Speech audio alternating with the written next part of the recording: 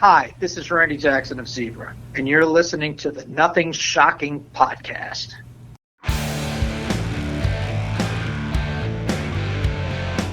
Want to know what's going on in the world of music? Then tune in to the Nothing Shocking podcast, a non-genre based, all ages friendly rock and roll program.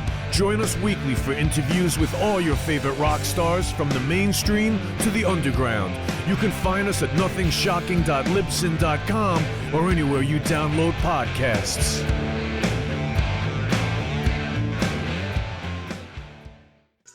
We're putting the band back together. The numbers all go to 11. I'm talking about bands that rock. Led Zeppelin. What about Sabbath? AC/DC. Motorhead.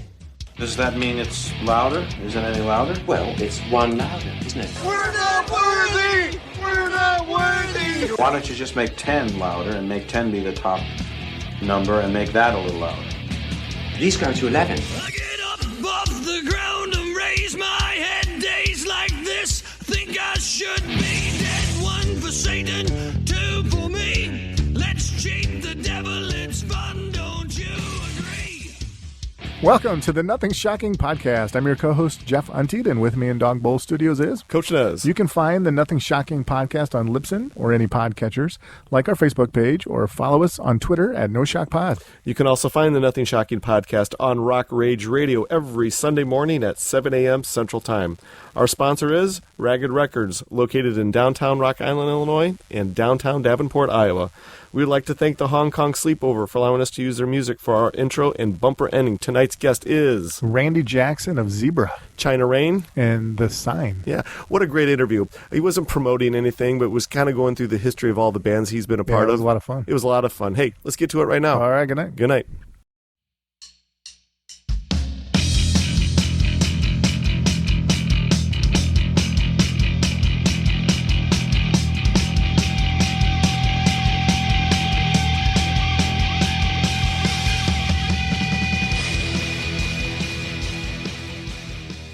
Randy, welcome to the Nothing Shocking podcast. I'd like to introduce to you my co-host, Jeff Untied. Randy, this is going to be fun to talk to you tonight. How's it going, Jeff? Nice to meet you. Well, hey, thank you for all the correspondence through the last couple weeks here to get this thing going. So we're excited to have you as our guest. Absolutely. COVID-19 has hindered the music industry and the entertainment industry as well. How have you kind of kept yourself busy these last almost 2 years now? Well, when I first started out, I was in New Orleans, and they put everybody on lockdown down there. And I have a condo down there, and I just set up a little studio and started doing live Facebook broadcasts from the condo. And I did that. I must have been almost every day for a year. I've slowed down now.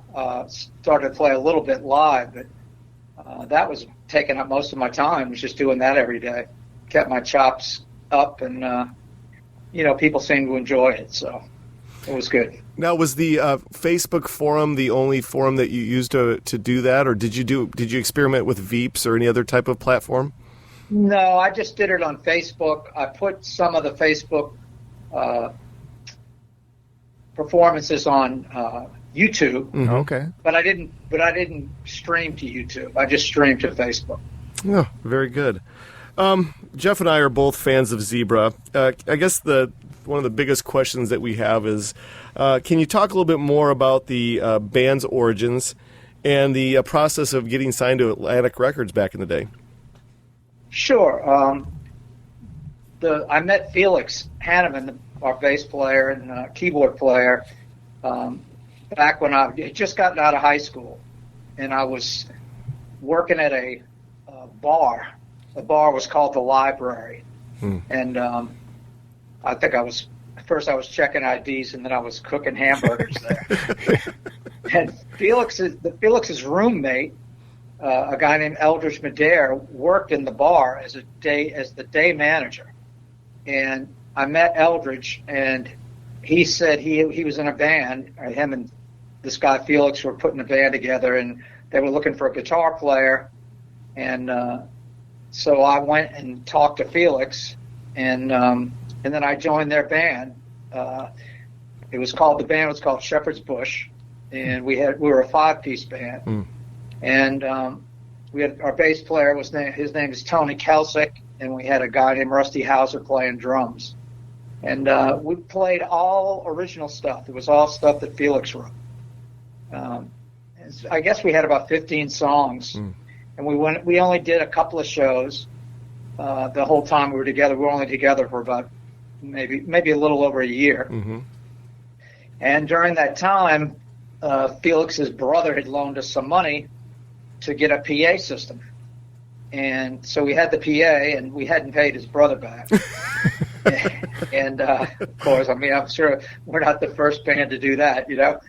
But anyway, the band broke up for various reasons. And a guy who was the night manager of the library told me now about a drummer that was down in the French Quarter that he knew. And he was a really good drummer, and I should meet him, you know, if I was going to do anything else. So I went down, and it was Guy, and I met Guy. And Guy and I got together and played, and I could tell right away he was just a phenomenal drummer. So that was a no-brainer. So I had a friend of mine who played keyboards named Tim Thorson, and Tim came in and played with Guy and myself, and I asked Felix if we could go use his place to rehearse because we didn't really have a rehearsal place, and Felix said no problem at all. Felix was kind of down in the dumps about his band, and he had broken up with the girl he was going out with, and so he was in a funk. And so we went over there and we rehearsed, the three of us, and we were doing kind of progressive stuff. And, I knew there was a lot of bands in New Orleans that were playing covers and making some money. One band in particular, Mink, we had gone to see. They were a 4-piece band. They had the guitar, bass, drums, and a singer. And another band called Star. And they were the two bands that were doing the cover circuit, and they were doing really well. And I said, you know, we could do this. And so I went to Felix. I said, you know, we need a bass player. And, you know, I know you played bass a long time ago. You know, I said, we could pay your brother back by doing these gigs. Make some money. And so he kind of half-heartedly, reluctantly agreed to, you know, give it a shot. And so we did. We went out. We called ourselves Maelstrom at that time. And we did several gigs. And, you know, we just what was happening was we were getting gigs that were like dances for fraternities or sororities, right? School dance kind of thing. And they wanted to hear dance music. So we didn't know a whole lot of it, and we had to learn more. So we started learning some David Bowie and, you know, stuff that at that time was the dance music. And our keyboard player just didn't like it. He wasn't digging it. That's not why he got into this band. He wanted to do Yes, you know, and Gentle Giant and Jethro Tull and kind of progressive rock. And we were moving away from that. So when we started doing these gigs and started making some money, he just at one point said, I'm not doing this anymore. And that was the end for him. So we quit for a little while and regrouped as a 3-piece. We spent some time looking for a singer to front the band. It didn't work out one way or the other. And so we just went out as a 3-piece Zebra. And, you know, it was another one of those fraternity. It was a sorority gig, actually. A friend of mine had called me up desperate for a band. And, you know, we did a lot of stuff as 4-piece that we weren't doing as 3-piece. And we needed to learn more stuff. And so we were almost there. And the girl was begging me, and she knew she had a band cancel on it at the last minute. So we went and we did the gig. And we met at a bar and decided on the name Zebra. We saw a picture of a zebra up above us sitting, it was a decoupage, like in a frame in a place called The Boot near Tulane University. And it was sitting right above the table. So, it was a magazine cover from Vogue magazine from 1926. And we just called the band Zebra. So that was how we went out. At least we had a name. At least we knew who we were when we played that first gig. And from there, we just started doing the club circuit all around New Orleans, playing places like Huck's Levee Bar, and played out in Metairie at Bullwinkle's. I think that was one of our first gigs. It was Bullwinkle's.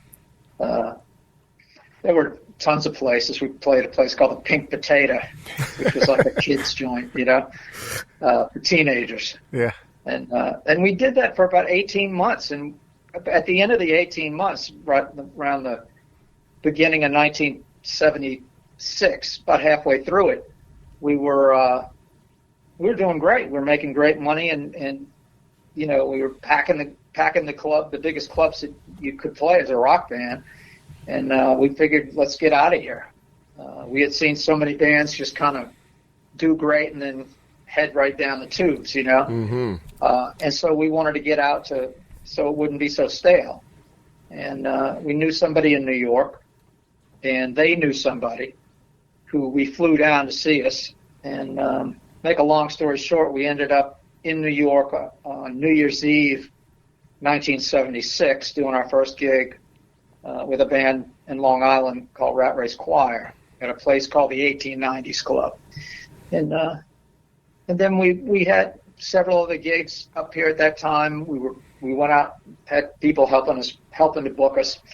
We weren't making much money. Nobody knew who we were, but we were able to open up for a lot of bands up in Long Island that were doing well at the time. A band called Essence. We did a couple of shows with. We opened up for Twisted Sister. Oh, wow.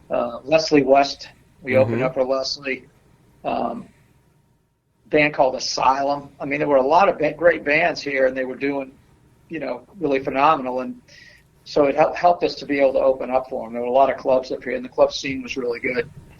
And so we still had to make some more money to just be able to stay up here in New York. So we went back to New Orleans around April or May, and we did a month's worth of gigs.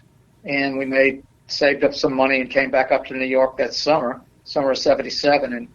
And then by the end of the summer, we were making enough money in New York to where we could just stay here. And then we did a demo in like 1978 with like Who's Behind the Door and Tell Me What You Want. Well, not Tell Me What You Want, I'm sorry. Who's Behind the Door, Take Your Fingers From My Hair, One More Chance. Wait Till the Summer's Gone was on the demo. And we had a manager at the time. His name was Phil Basile. He owns clubs here on Long Island also, and he had managed the Vanilla Fudge. And he took the tape to Atlantic Records, and they just turned us down. They just said we sounded dated. He took it to another couple of record labels and that weren't interested, and he got busy with other things. And with his club business, he was real busy, and that was kind of the end of shopping for the thing. But we were still drawing more and more people to the clubs all the time. Mm-hmm. Nice. And there was a disc jockey here on Long Island named Bob Buckman. He wasn't a disc jockey; he was the program director actually at a radio station here on Long Island called WBAB. And he came to us wanting to know if he could play some of the demos on the radio station for a show they have called Homegrown. And we said, sure. We gave him, I think first song we gave him was Who's Behind the Door, and he played that and got a great response, and he started getting a lot of requests for the song. As a matter of fact, he started getting so many requests that he started putting the song into regular rotation at the station. It wasn't just being played at that little Homegrown slot anymore. And before you know it, we had 5 of our songs being played at the station in heavy rotation, and they were the top 5 requested songs at the station. Oh, that's cool. Of all the music that was being played. And at that time, you had In Through the Outdoor was out, AC/DC. Mm-hmm. I think Back in Black was like number 1 at that point, album-wise. But we didn't have a record out, so people had to request it, and the only place they were hearing it was BAB. A couple of college stations had picked up on it and started playing the stuff. But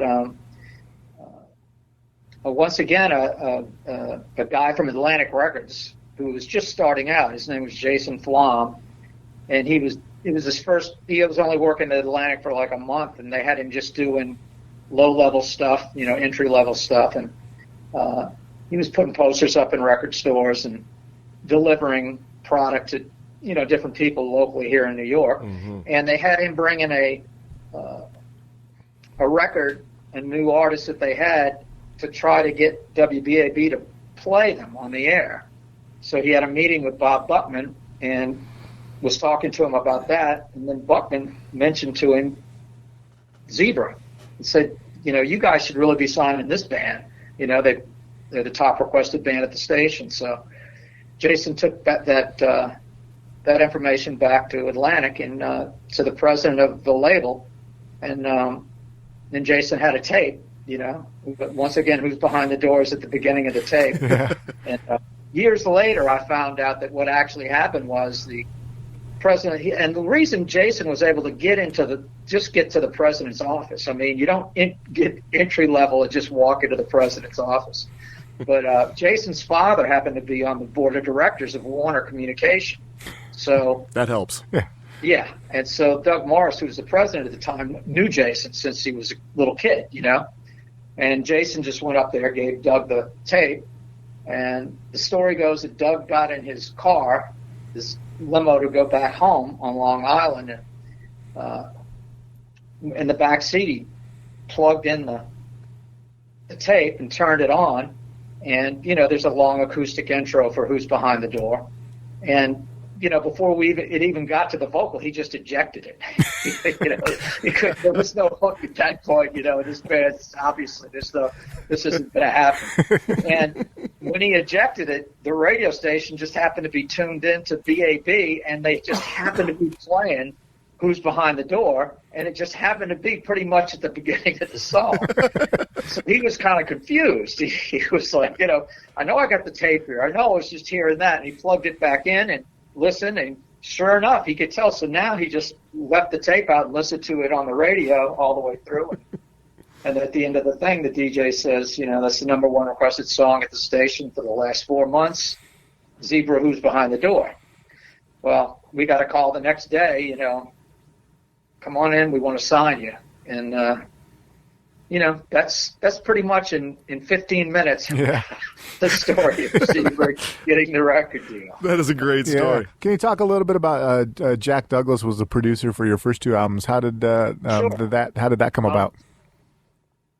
When we were negotiating with Atlantic, they said who you want to produce the record. Well, we weren't really too familiar with that many producers, and so I just picked some of my favorite records and made a list. And one of the people at the top of the list was Jack Douglas. And mainly because he had done the Double Fantasy record, which I thought just sounded phenomenal. Yep. But he also had done all the early Aerosmith and everything else. And so Atlantic got in touch with Jack, and Jack had never done produce a record for Atlantic at that point. So they were really excited to, maybe get him involved. And he loved the stuff and just said, sure, I'm in. So that was how that happened. Oh, fantastic. Well, Zebra's self-titled debut album was a commercial success with 2 charting singles. Can you talk a little bit more about the writing and recording process of that debut album? Well, it was done over the period from 1975 up until we started recording, 1982. So we had a long time to sift through songs. Yeah. And a lot of the songs we used, we had already played live, and a lot of the ones we didn't use, we had played live, and it was the audiences that really had determined which songs we were going to go on the record, because they were telling us which ones they liked the best, And so that was a long process, and there wasn't really any writing for the record, after we got the deal. All the songs were already done. Matter of fact, we had already recorded 5 of them as demos, So all we had to do was go in and record it. So as far as when the songs were actually written years before, people ask, how do you write a song? And, for me, the melody and the chords, they come first. Melody. The words are really the last thing I worry about, because if you're not sucked in by the music, I don't think at least I don't ever get interested in the lyrics or listen to a song enough. I'd rather just read the poem if the music's no good. So the music's got to be good. And then if you have some good lyrics or you have something good to say, a good theme, then that makes it even better. As far as, like Tell Me What You Want, for instance, that song, I must have written that in about 10 minutes. It was real quick. It came to me early one morning after we had played a gig at a nightclub up here called Speaks. And it was a late night. I mean, we had finished around 3, but it was like 8 o'clock in the morning, and I was fiddling around with the guitar with some friends, and all of a sudden the song just came to me, and I just was playing it and kind of humming the melody a little bit, and I had the verse and the chorus in less than 10 minutes. I put it down. I woke up the next day, and I think we were playing it, the following weekend. Wow.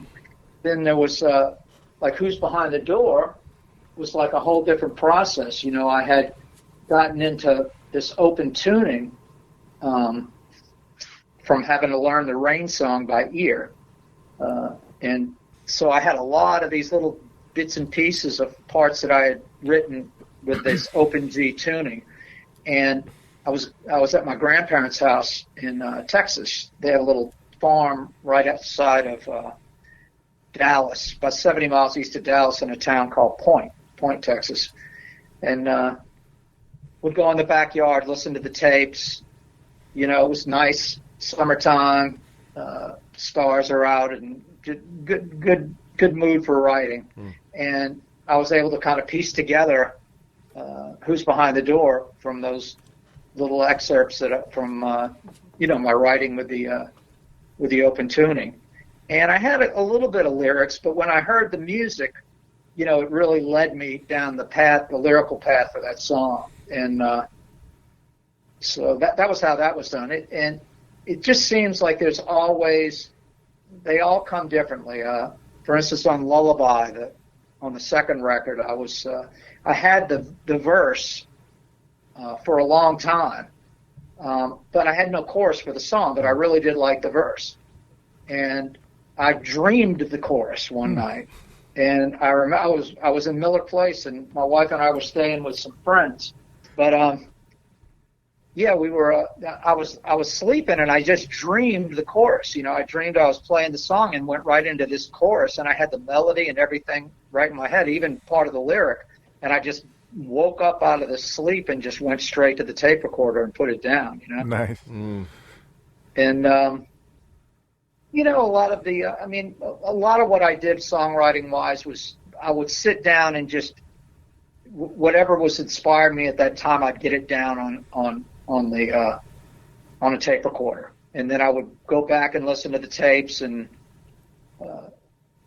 mark down on the tapes where certain parts were, try to describe the parts as best I could. I'd use maybe anything that reminded me of the part, whether it sounded, I might say it sounds Beatles-ish, or it sounds a little jazzy, or or maybe a phrase that I used in it, because sometimes I'd sing a melody that I didn't have lyrics for, but I'd be just faking some words, and sometimes those words would turn into lyrics, so I could identify them that way. And then go back through them and listen and figure out which ones worked well together, the ones that had the right tempos, where the cadence of the melodies worked well together, and a lot of the songs were written that way. Oh, fantastic. Yeah. With the band's debut album having the success that it did, how long did the band tour in support of that debut album after it was released? 1983. I would say we toured hard for about 7 or 8 months. And then before we went back to start the second record. Gotcha. We were out with Loverboy. We toured with Cheap Trick. Did the West Coast with Cheap Trick. And it was much different than what we were used to. I mean, we were finished the gig and getting in a bus, and it was, we were used to playing 5 nights a week and partying every night, and waking up the next day and doing it again. So this was turning into real work now, Absolutely. But it was fun, and The one thing that I regret is that I wasn't writing while we were out there. That's what I should have been doing. Wasn't really even thinking about it, And so by the time the second record came, that we were ready to do it, I was like having to kind of scramble to put the songs together for the second record. And in hindsight, that's one regret I have, is that I wasn't writing during that touring, but I was having a good time. What can I say? Yeah. Jeff, you got the next one? Looking through your discography, you have like 2 live albums, including King Biscuit Flower Hour. I used to love that show. Do you guys have any old recordings in the can that you might dust off and release, or any newer shows? I mean, we've got a lot of stuff. A ton of stuff that we've got. Recordings, way before the record deal of us performing live. And nice. I've digitized most of them. We haven't put anything out. You can find some of them already out on YouTube because other people have had copies of the stuff. There's a lot of unreleased material that just hasn't been put out, and it needs to be done before we all kick the bucket. We're not getting it. Well, you guys had 3 original members that, pretty much, looking at the liner notes, I think you guys have stayed together. What do you have a secret sauce for keeping the band together, or you guys are just... Well, one of the things is, I think once you make it past the first 5 years, you pretty well know how to stay together. Whether you want to stay together is another thing. Yeah. But you know how. You kind of understand at that point what each member is going to give and what they're not going to give.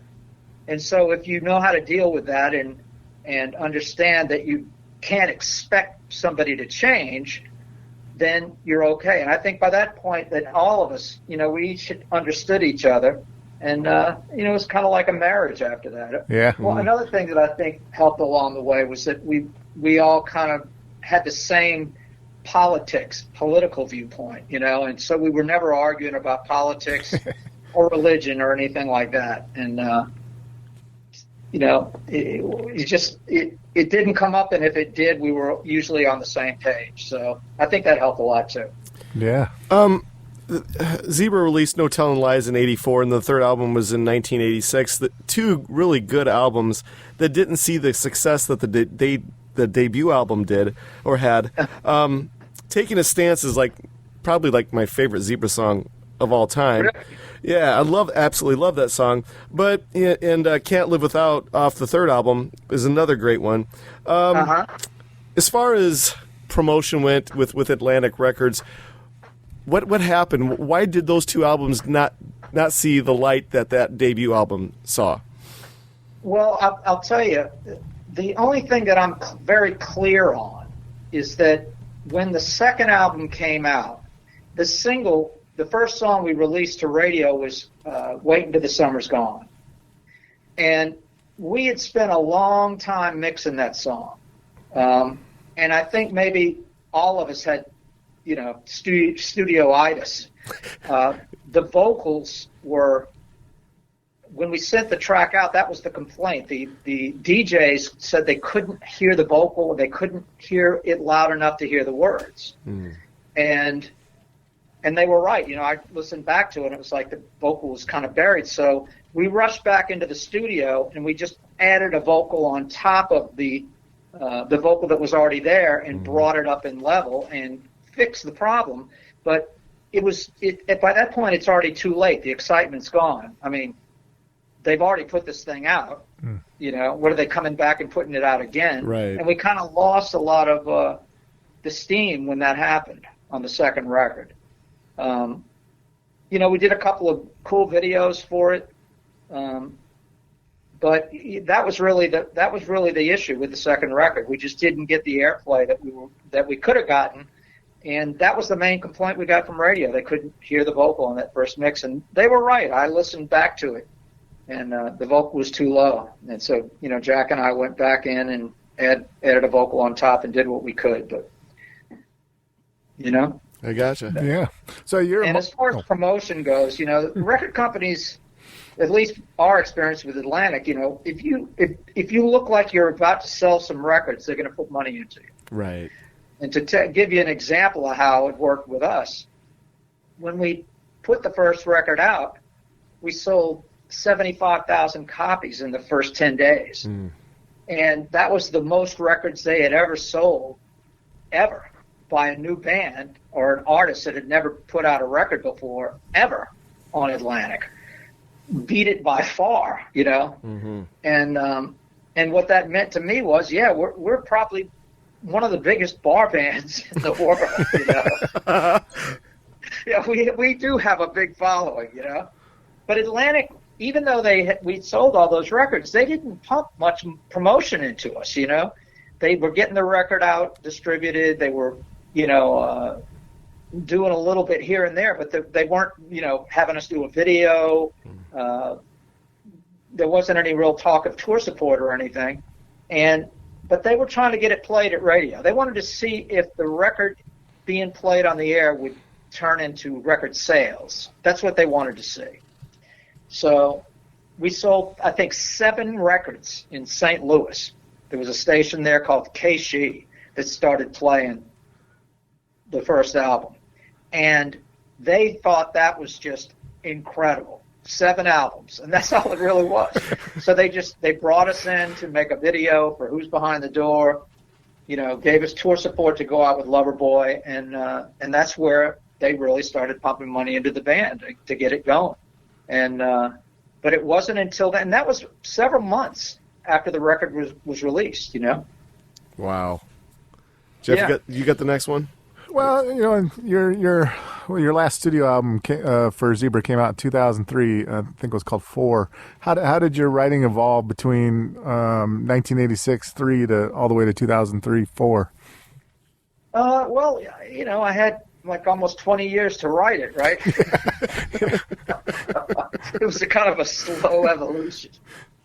I mean, Zebra 4 had it's kind of a hodgepodge record, but it works as a record. Yeah. You know, the songs were written over, you know, various periods. I mean, Arabian Nights was a song that I had demoed in the late 80s with Mark Hitt, a friend of mine that was playing in a band back then called Rat Race Choir, and he wrote Arabian Nights with me.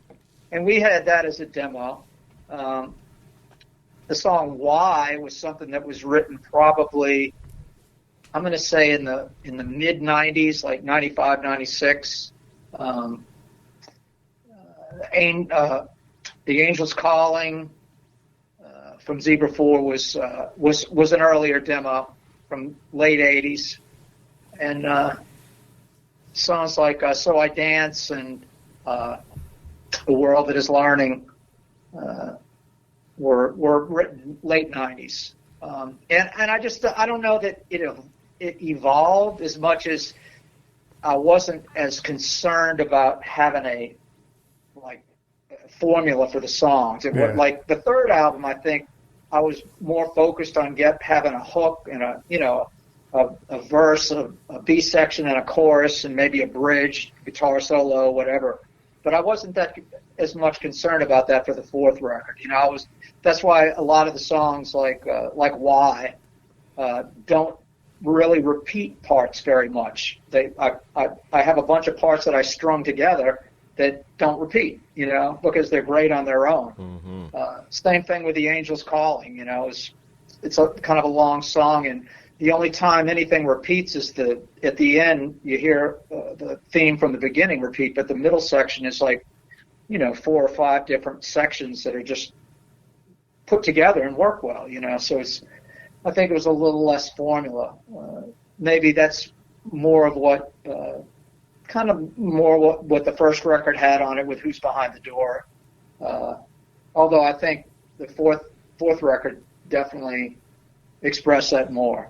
Waiting to Die is another one, although it did have a big chorus in it. There was a lot of it's a long song. It has a lot of different parts in it, and I listen to it now, and it stands up. I don't listen back to it and go, I wish I should have done this, should have done that. I really like it, you know. So nice. All right, so we're really going to change gears on you now. So this is probably my favorite part of the Q&A here is 1991. You released Randy Jackson's China Rain. That project was sonically different than Zebra. Man, what a banger of an album that is. Can you talk a little bit more about China Rain and Bed of Nails album? I mean, and it's also featuring a young Brian Tichy on drums. Yeah. Brian, I mean, just to get straight to that, you know, I auditioned a lot of great drummers for the China Rain project. And Brian just, I mean, he hadn't played a whole lot. He was very young at the time, but he just stood out. And, you know, I videotaped and recorded, audio recorded all the auditions. And Brian just stood out so much. You know, he was and confident, and he had a great tempo, you know, really solid. The kick and the snare were always on the, you know, 1 and the 2, and he was right on the money. So, you know, that was an obvious thing for me. That what made it easy. He made it easy. As far as the writing goes, though, it was definitely a different experience because I co-wrote songs with a bunch of different people. Right. And you can't really do it like I was used to doing it. When you're doing that, you're writing with somebody. You're doing a writing session or two, and you want to get things done. So it's got to all be done at one time, and you know, and having someone else there to bounce ideas off of gets the job done. So I wrote a lot of songs with Jack Ponte. We demoed a lot of them. We'd write the song in the morning and demo it in the afternoon. And you know, if I went there for 5 days, we'd have 5 songs demoed. Wow. Yeah. You know, I wrote with Mark Slaughter. Yep. We were there for 2 days. Same thing. You know, we came back with 2 songs. One of them went on the record. I wrote with Paul Stanley from Kiss. We had 1 session together. Wrote a really good song. I demoed it. It didn't make it to the record, but it's an awesome song, you know. And I wrote with a bunch of people. A guy named John DiNicola, who had written the theme from Dirty Dancing, and you know, a lot of great songwriters. And there was definitely another album's worth of material for another China Rain record. So, does that mean maybe somewhere in the archives of Randy Jackson that we might see a part 2 of China Rain somewhere down the line? Yeah, anything's possible. It exists. Let's put it that way. All right, so you got my hopes up now. Yeah. So, Jeff, go okay. Take the next one, man. I was going to ask you about Empathy for the Walrus. A little bit newer, 2014. Yeah. You produced it, engineered it, played all the instruments, sang all the parts. That's got to be a daunting task. I'm a fan of like Roger Taylor from Queen, and he does a lot of his own instruments and parts and stuff. Can you just talk about that whole process? The daunting task, playing all the parts, singing. And... Well, the Empathy for the Walrus, I didn't have to write anything, so it was pretty easy, and it was... You know, since it was all Beatles, it was kind of a labor of love. You know, the Beatles was the first live show I ever saw was Beatles back in 1964, and I was 9 years old. So, and I wanted to do it all acoustic. I thought maybe I would be able to pull it off with just one acoustic guitar and me singing. But, you know, when I'd listen back to it, I'd say, nah, let me do it. So I did some overdubbing on it, you know, which definitely made a difference. And, you know, it was nice to be able to do it. I did it all at home, and I used a couple of microphones. I didn't go crazy with the sound or the overdubs or anything like that. But I wanted it to be clean and listenable, so I think I got that out of it. And I got just enough overdubs to make it work, I think. Yeah, that's so cool. Yeah, another one of the things I like about this is deep diving into your background and story. Another band you were with is called The Sign. You had two albums in 2000 and 2005. Can you talk a little bit about that project? And on iTunes, I saw there was a track called All This Time, and it looked like it was recently released and wasn't listed as any of the tracks on those 2 albums. No, I'm not familiar with that. Okay. The original Sign album is what I was really involved with. Yeah. I mean, I did a little bit of work on the second album, but that was really, the second record was all Mark Mangold. Okay. I just didn't have time to get involved with it as much as I had on the first record. But for the first record, Mark and Terry Brock and and myself, we got together a lot and wrote, and came up with a lot of great songs. I mean, I love that album. A lot of cool stuff, and just, deriving, ideas from everything I'd ever heard of. We wanted to kind of make it commercial, but cool at the same time. And, Terry songwriting, he was coming from a little bit of a different place than I had ever, than I had. And I think it worked. I could hear the blending of our ideas in the songs, whenever I listened to them, and Bobby Ronanelli did the drums, and it was cool. I like that project. I thought it came out great. How involved was Billy Greer with that project? Billy just did the bass track. We just sent him the tracks. We never got in the studio with him. Terry knew Billy. I think Mark might have known him a little bit. I had not met him up until that point, and he just did the bass at his home, in his home studio, and laid them down, sent them back, and they were fine. There was nothing to be done. It was like, wow, this is great. I have no comments. He's phenomenal talent, is he not? Yeah, he's really great. Yeah. Really great. Well, as we're coming down to our allotted time, I had one more question for you, and I asked this question to most of our guests, but, this day and age of the internet and social media has kind of taken the mystery out of rock and roll.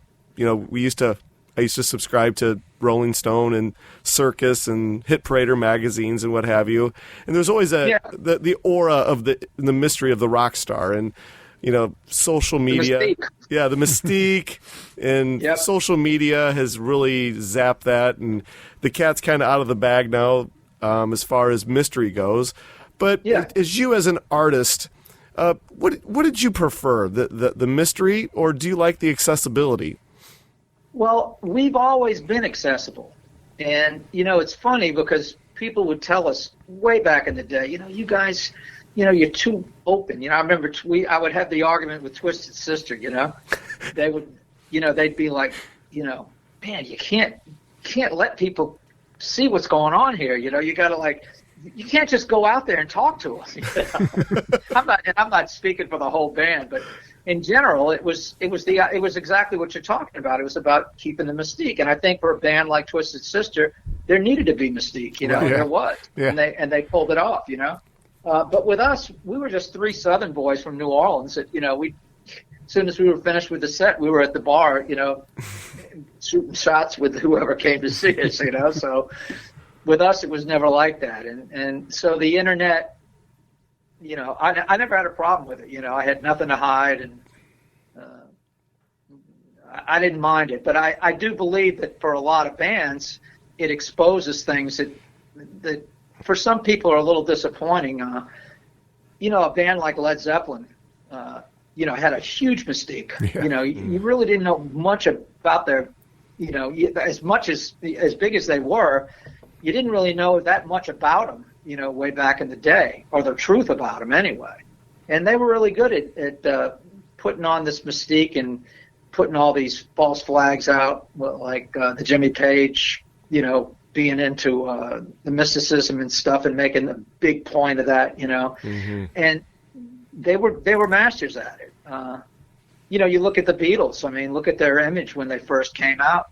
It was, what kind of normal guys could these be, and you find out years later, that they were just, regular guys just out there playing the clubs and, getting in scuffs and it's crazy. Yeah. But, everybody's just a person, and the mystique is all in the viewer's mind, It truly is. It truly is. Yeah. And I don't blame 100% of it on social media. I think the industry has a lot to do with it too, because let's face it, when we were kids, buying the vinyl, buying the CD, buying the cassette tape, you'd open it up, read the liner notes, and it'd take you into another world. Like, it was almost like these figures were mythical. It almost. Yeah. It was kind of like a movie. It was. It's like you're watching a TV show, except you're not seeing anything. You're just listening, and reading a story. So yeah, it was kind of a myth, all these bands back then. Absolutely. I think Jeff has one more question. I've got one last fun question because our birthdays are only a couple days apart. And so you got a birthday coming up. Any big plans for birthday this year? My birthday? Yeah. No. Okay. You're probably not the other Randy Jackson. What? When is your birthday? February 28th. Yeah, it's coming up. That's mine's only a couple days before that. So. Oh, okay. I thought you meant like, well, it is kind of coming up. Yeah, I mean it's only around the corner. Yeah, it's I don't want to think of it that way. I still have a whole month left. I know. For in my household, our birthdays start like about a month early and end about a month after. It's, with my wife anyway. So like Jeff and I are totally the opposite. They like embrace this birthday stuff, and I want to stay as far away from it as I possibly can. No, I don't mind it, and every year, is different. And usually I'm playing a gig on my birthday. And, it's usually like some friends or fans that bring a cake or stuff like that. But I don't usually make any big plans for my birthday. My wife and I, plan vacation, maybe to go to Mexico, but we don't do it on any special day or occasion. We just pick a convenient week for us to do it, 2 weeks, And the birthday's nice, I mean, I don't know why. I know how old I am and how old I'll be in a month. I know, me too. I'm trying to forget it. Yeah. Well, before we let you go, is there anything that we left out that you would like to plug or promote? Nothing really, except maybe, if people want to know where to find out what's going on with us, they can go to the Zebra website, which is thedoor.com, and or they can go to my Facebook page, which they just type in Randy Jackson Zebra or Randy Jackson of Zebra, and they'll find me on Facebook. Oh, very good. Yeah. Well, the one thing that we're going to put pressure on you now is, so, since you talked so much about possibly having more material for the China Rain, I might be like, hey, when's this thing going to come out? So, I would be putting you under the gun. But this is how it's going to work. We have probably about 4 weeks worth of episodes that we have to release before yours. So we're looking at about a month. Yeah, come out on your birthday. Okay. Yeah, probably on your birthday. Let's try to make it go. Well, then great. You can add "Wish me a happy birthday." There you go. So Jeff, the editing wizard, will have everything cleaned up and ready to go. Please share it on all your social medias if you possibly can. Yeah, I will. Just send me links and stuff, and I'll be glad to do it. You're a great guest. Appreciate your time, and we'll get this to you in about a month. Sound good? Great. Sounds good, Eric. Hey, take care of yourself. Yeah. Thanks, Randy. Okay, take care. All right, bye-bye. Bye-bye.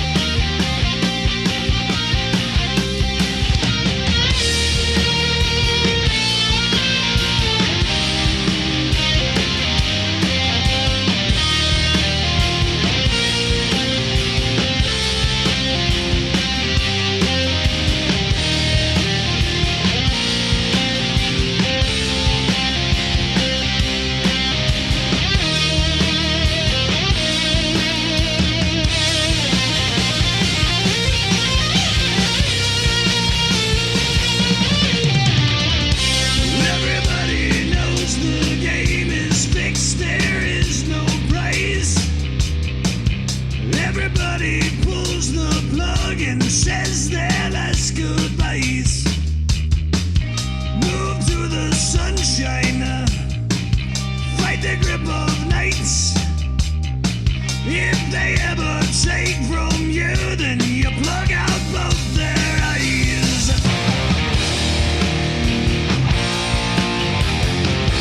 They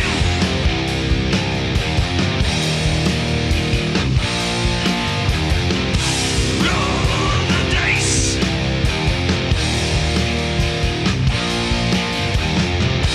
Take your chances.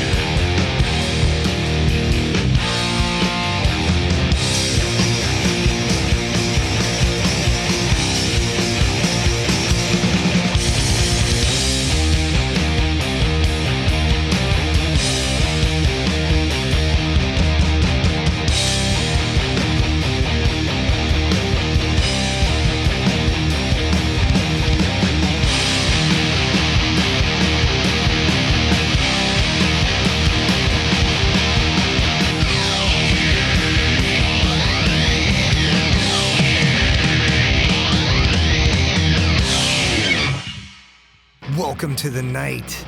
You think you know Night Demon? Then the Night Demon Heavy Metal Podcast is for you. Step into the darkness as we peel back the curtain to give you an unprecedented, all-access look into the mind and the heart of the demon. We're talking band history, song analysis, studio anecdotes, stories from the road. It's everything a diehard Night Demon fan could want and more. This is the only place to learn the inside scoop, the deep dive trivia, the untold tales from the band members themselves and those closest to the Night Demon story. Need more? The Sacred Night Demon Crypt will be pried open to reveal demo recordings that have never before seen the light of day, all with in-depth commentary by the band and the people who were there for the writing and recording process. This is a gold mine, a treasure trove of all things Night Demon. Head over to nightdemon.net or wherever you listen to podcasts.